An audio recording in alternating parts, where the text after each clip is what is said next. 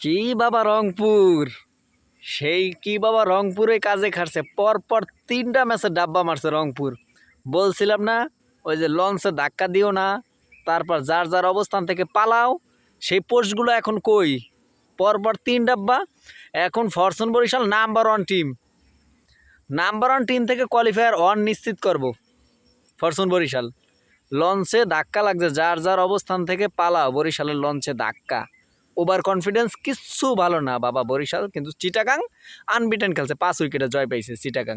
এখনও ডাকার চান্স আছে, চিটাগাংয়ের চান্স আছে, খুলনারও চান্স আছে।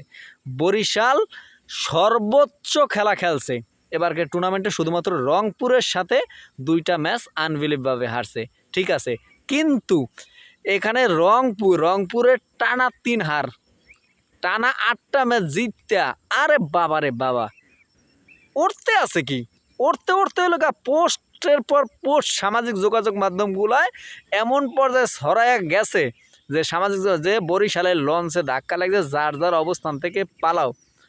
সেকেন্ড ম্যাচে যে নুরুল হোসেন সোহান এই ডোরাইপ্পা সোহান নেয়, যেই ম্যাচটা জিতছে 26 রানে লাস্ট ওভারে নিয়ে, এই ম্যাচটায় পরে ফ্র্যাঞ্চাইজি পোস্ট করে, রংপুর ফ্র্যাঞ্চাইজি, যে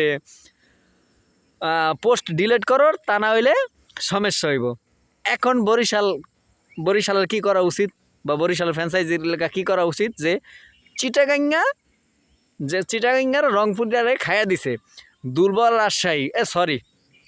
রাজশাহী, যে এই যে দুর্বল রাজশাহী যেই কাজটা করছে, যে টুর্নামেন্টের সবচেয়ে দুর্বল দল ওরা ছিল, এই দুর্বল রাজশাহী, তারা কিন্তু টপ করে 2টা ম্যাচেই কিন্তু হারাইয়া দিছে আপনার এই রংপুরের। কিন্তু আজকে চিটাগাংয়ের সাথে আসছে কোয়ালিফায়ার, যদিও রংপুর নিশ্চিত করছে, সামনে একটা ম্যাচ আছে, ওই ম্যাচটা হারলে তো শেষ, একবারে শেষ।